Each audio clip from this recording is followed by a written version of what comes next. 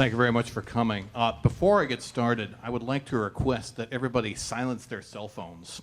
I was recently at a concert of the BBC Proms in London, and during the concert, someone's cell phone went off. And you do not want to be that person. It was not me, in case you're wondering. So I'm going to start this program with some Debussy. And Debussy was the foremost innovator of the Impressionist movement in classical music. And the Impressionist movement also went to art. He was very well acquainted with Monet and Renoir and all the Impressionist artists of the day. And he himself did not like the term Impressionist. Nevertheless, he did give expressive titles to all of his music. And this first piece that I'm going to perform is called Bruyère. That's the French title. And that translates to the word Moors. Now, I thought, okay, that must refer to the Moors, the Muslims who lived in Spain, and then they got kicked out of Spain during the Crusades. And then as I was learning this piece, I said to myself, that cannot be it. That cannot be what this piece is about. So it's really about heathers, which are these flowers. And it's also the little hills where those flowers grow. So here is Bruyère.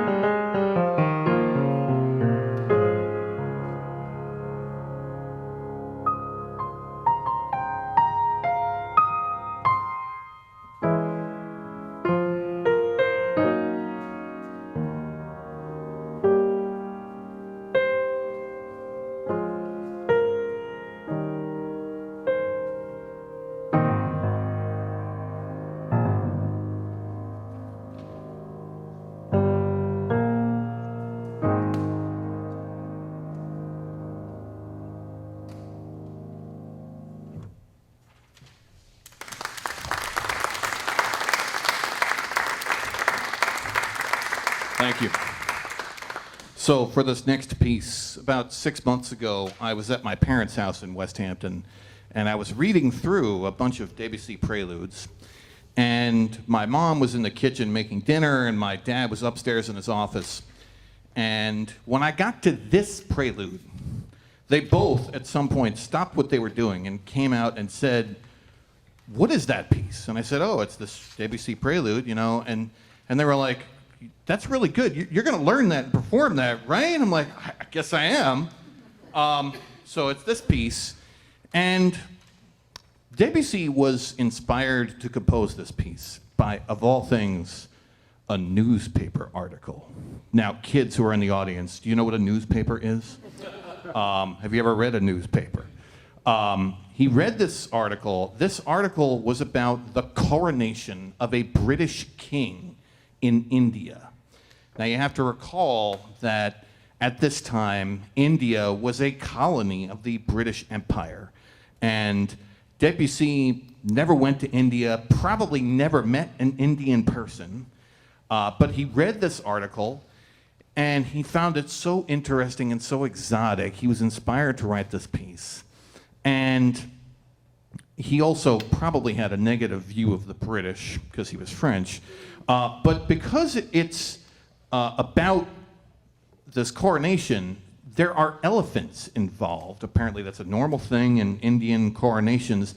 And he actually depicts the elephants in the music. I'm gonna just play that for a moment. Sounds like this.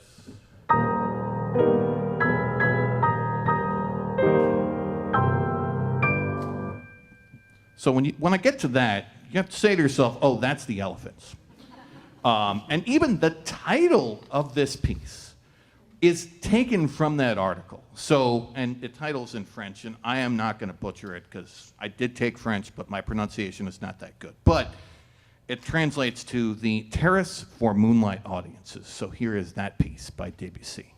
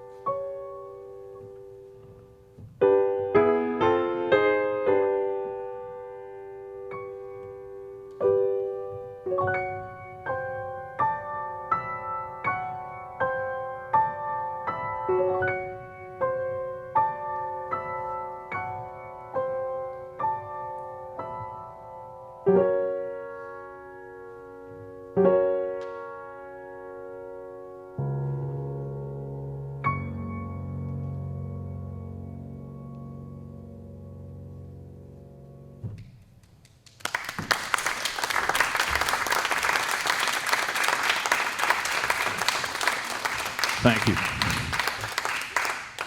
Now, for this next composer, I'm guessing that almost none of you have heard of Takashi Yoshimatsu, and I had not heard of him either until recently.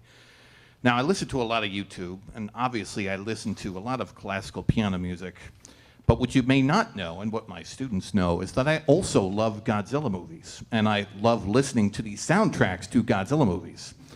And so the YouTube algorithm knew that I like classical piano music and Godzilla movies, and it thought maybe I would like this.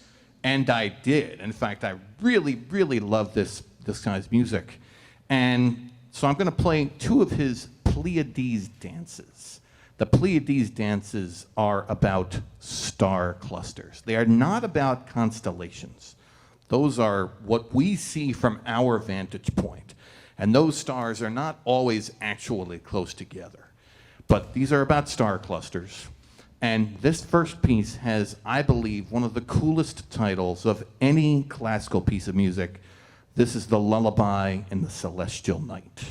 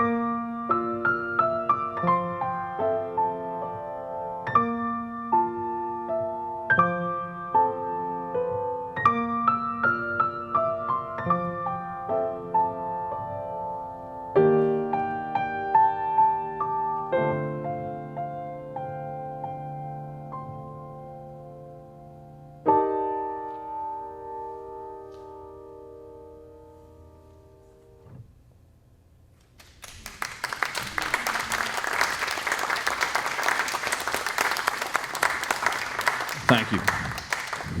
So this next piece is also by Takashi Yoshimatsu. And it's another one of these pieces where the first time I heard it, I said to myself, I have to play that someday. And it is totally different from the other piece. This is the interlude with a hymn.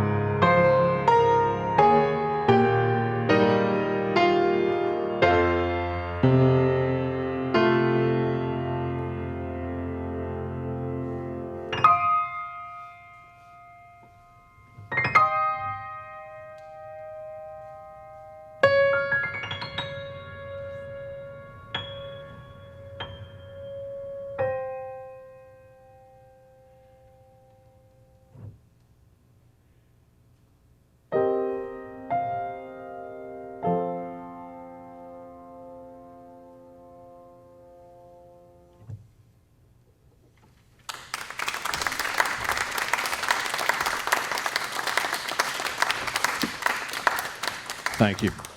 So this next piece, I didn't know this composer at all, and sadly this composer passed away recently. This is George Winston.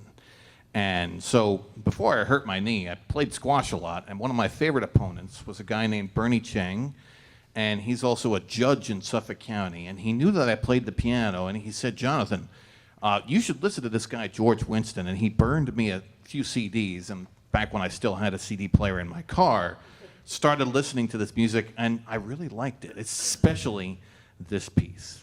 Now, this particular piece, Jesus Rest Your Head, this is a traditional spiritual. It's sort of a religious piece, and George Winston puts his own spin on it. So I hope you enjoy it.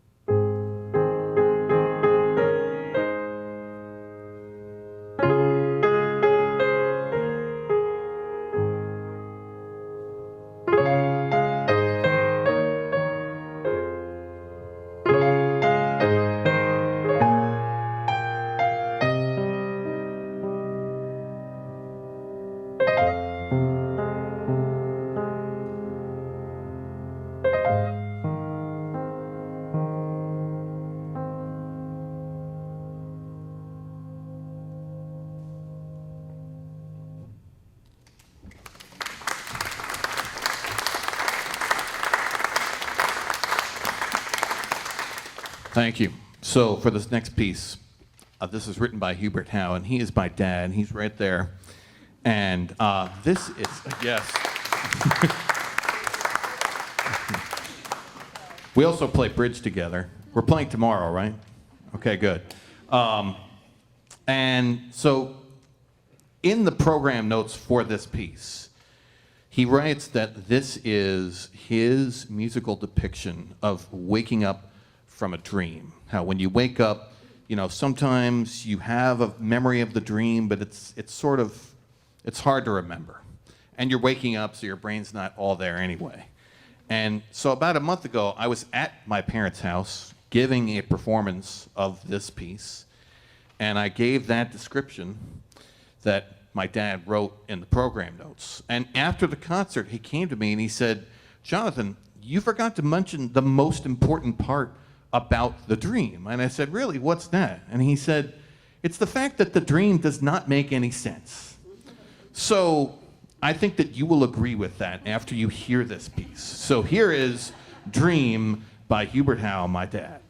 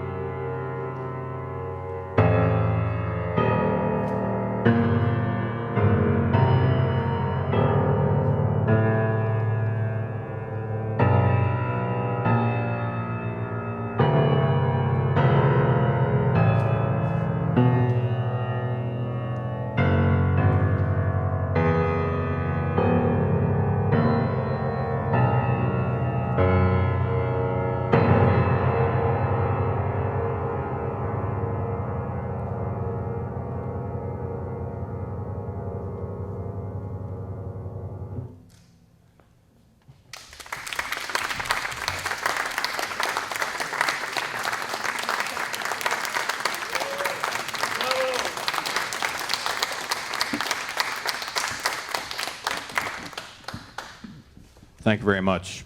And finally, I'm going to play three pieces by the French composer Fauré. Now, Fauré and Debussy lived at the same time, and they actually knew each other, but their music is totally stylistically different. And I think that Fauré sort of gets lost in the shuffle because there's so many terrific composers from the 1800s and early 1900s that if you're a famous pianist and you want to show the audience how many notes you could play, you're going to play Chopin, you're going to play Liszt, you're going to play Rachmaninoff. And I think that Fauré is on a par with all of those composers. I think his music is just as good. And for the pianist, it is also just as difficult. It just doesn't look as difficult. So the audience doesn't necessarily think that you're so great because you're playing Fauré, whereas if you're playing Chopin or Rachmaninoff, they're like, oh, wow. So I'm going to play 3 pieces by Fauré. And this first piece is a barcarolle. Now, I'm guessing that most of you do not know what a barcarolle is. But I'm also guessing that most of you know Venice, Italy, which is the city in northern Italy that is a canal city. Instead of roads, they have little canals. And what a barcarolle is, so when you go there and you take a gondola ride, where you take a little boat ride with a guy there and they push the boat and they're supposed to sing to you. And nowadays they don't sing because they're all on their phone. But the barcarolle is the musical depiction of the boat ride and the singing all together, and includes sort of the motion of the water. So here is Fauré's Barcarolle No. 6 in E flat major.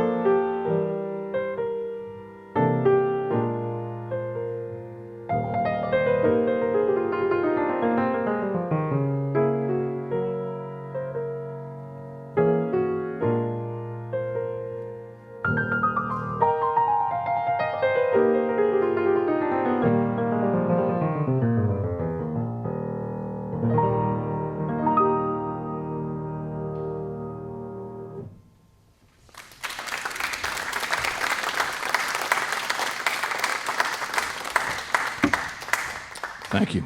So this next piece, this is a nocturne. Now, a nocturne literally is a night piece. And it was first invented by the Irish composer John Field in the late 1700s, and then greatly expanded upon by Chopin, who wrote 19 of them.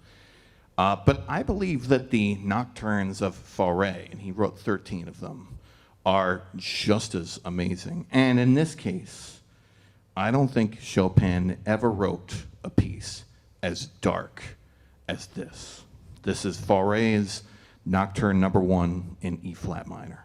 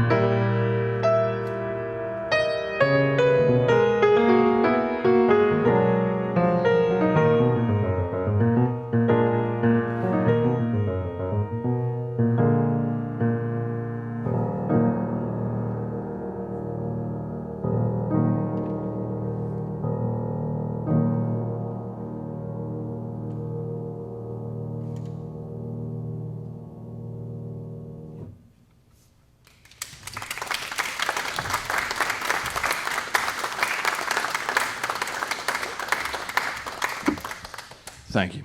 Before I play my last piece, I just want to thank all of you for coming. And I want to thank all of the support staff here, Josh Gladstone and Hudson and Frank Vespi, who I learned earlier tonight. I actually had two of his children as students of mine in prior years in East Hampton High School. I want to thank Michael Clark for having the confidence in me. He asked me to perform here at the Hamptons Jazz Fest, and I said, I'm not a jazz guy. You sure you want me? And he said, no, really, we want you. I said, okay. So I thank you, Michael Clark, for inviting me to perform here.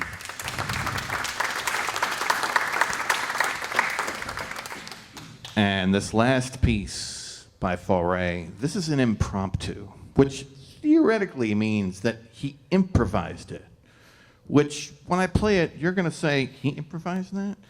Now, he really didn't improvise it all, because he did write it down.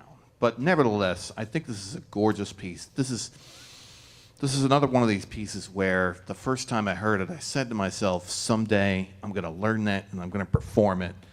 And I had a CD of Faure piano music recorded by the famous pianist Catherine Stott. And that's where I first heard the barcarolle that I played for you earlier, and this piece, the impromptu number 3 in A-flat major, which I play for you now.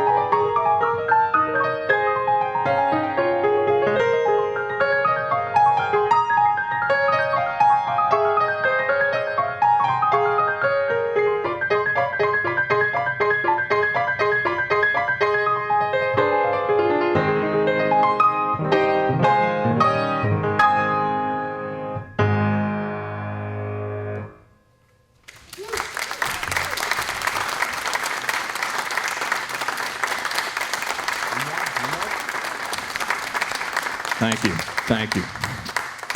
I'd like to play one more piece that's not on the program. And I was introduced to this piece because one of my private piano students brought it to me, and he wanted to learn it. And he learned maybe the first page, and it was a little too hard.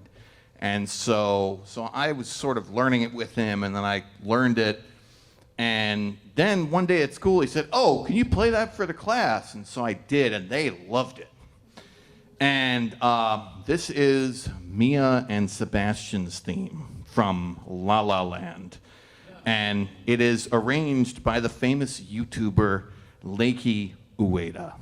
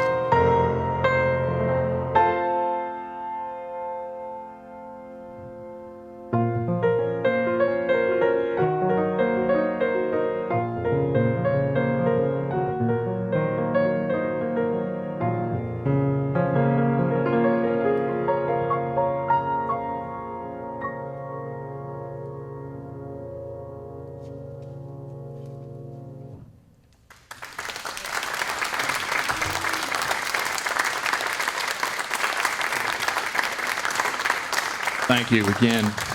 And before I leave the stage, I was encouraged to ask you if you have any questions for me. And if you don't, or you don't want to ask now, I'll be out there in a few minutes. You can ask them. But yeah, if you have any questions, go ahead. Have you thought about writing for cinema? I actually, when I was younger, wanted to be a composer. And I really tried to be a composer. And I learned the hard way that I'm not a composer. I'm a pianist. Now, I have to tell you that one of the most important things I ever heard in my life. Now, my dad is a composer. So I thought, I'll follow in his footsteps. And even though I was imagining that I would write music in a totally different style from him, I thought, okay, he's a composer. I've studied music my whole life. I should be a composer too. And when it didn't work out, when it turned out that I would be a pianist and a teacher, my dad said to me, if I could play the piano like you, I wouldn't be a composer either. So that was very important when you told me that day. Yes, go ahead. Have you been able to get your students to be interested in classical music? That's a really good question. And that's a work in progress. Oh yeah, the question was whether I've been able to get my students interested in classical music. And the answer is yes and no. Some of them do get interested in classical music because I show it to them and expose it to them and teach them about it. And some of them, it's not their thing, and that's okay. And actually, I see my role as an educator as sort of expanding their horizons and sharing my love of classical music with them. And in preparation for this concert, I gave 4 concerts at my house. And I invited kids to be in the audience, and they did come. And these are kids who I think have never attended a traditional classical music concert, partly because they live out here, and even if they were so inclined, there's not a lot of opportunities to hear live classical music. And when I was growing up, I was fortunate because my dad is a college professor in music. So if I had a question about something, I could ask him and he would be able to give me a pretty good answer. And we also had an extensive LP collection. Do you know what LPs are? And also we had scores. And at some point, I decided I was going to start listening to music with the score. And that basically changed my life because I became a better musician. I familiarized myself with all of the standard repertoire, not just piano music, but symphonies, string quartets, you name it. I've probably listened to it with the score. And I do that in my classes now. And I try to do it with shorter music. It's one thing to listen to a Mahler symphony which is over an hour long. That might be a tougher sell than listening to a Chopin etude that's really exciting and it's only 2 minutes long. So it's constantly something that I work on all the time. Yes, go ahead. Hey, Jonathan, I noticed that I'm always intrigued with your programs, and I noticed that you have a lot of things concerning nighttime, lullabies, dreams, nocturnes. What are you trying to say? Any comment of how you chose these? Was there a theme, or was it just? Well, that's a really good question. So basically the question, this is my friend Ellen Johansson, who is also a classical pianist. And she asked, she noticed that this particular concert program features a lot of night music and a lot of lullabies and a song about dreams, and asked me how I decided to program all these pieces. And I can assure you that that was accidental. But originally, my concept for this program was that it was going to be an all French program. So there's the Debussy and there's the Fauré, and I was going to include a couple of other French composers. And I learned some other music, and I just didn't think that it fit so well on this program. And in the meantime, my dad composed a piece, and I really wanted to include that on the program. And I'd always wanted to play the George Winston piece, and I didn't have the right program for it. Before this, my last program was Schumann's Kreisleriana. It's one piece, which is 36 minutes long. And so I didn't have room for anything else on that program. And before that, I learned the Schubert piano sonata, the piano sonata in C major, Deutsche 840, which is 41 minutes long. So I didn't have anything else, any more room for that. And also, in the meantime, I got familiar with the music of Takashi Yoshimatsu, and I thought to myself, I need to play some of this music. And so the all-French idea sort of went out the window. But I think that when you're a pianist and you decide you're going to do a concert program, it's sort of a combination of the music that you really want to play, the music that you're able to play, and what fits together and makes sense on the same program. And, you know, that's a very subjective thing, but I really worked on not just the pieces that would be on this program, but the order to play them in. And there was a time when I thought I'd finish with the barcarolle instead of the impromptu for various reasons. I even considered finishing with the nocturne, and I decided that I didn't want everybody to leave on such a low note.